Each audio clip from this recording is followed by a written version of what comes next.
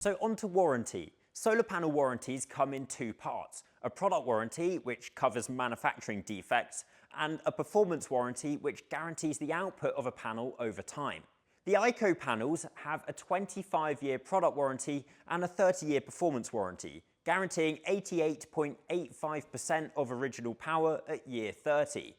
The Longi S10 has a 30-year performance warranty with the same degradation guarantee as ICO. However, it comes with a product warranty of 30 years. Urena also offers a 30-year product and performance warranty, guaranteeing 88% retained output.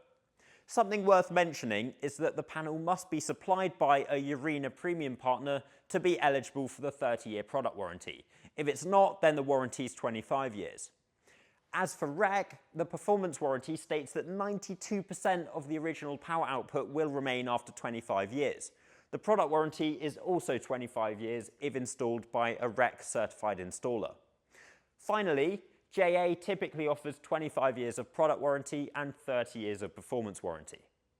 It's important that your installer takes solar panel cell degradation into account when modelling for your solar system's performance over a long period of time. If a panel is going to be outputting 10% less generation in year 25, then the modelling should reflect that.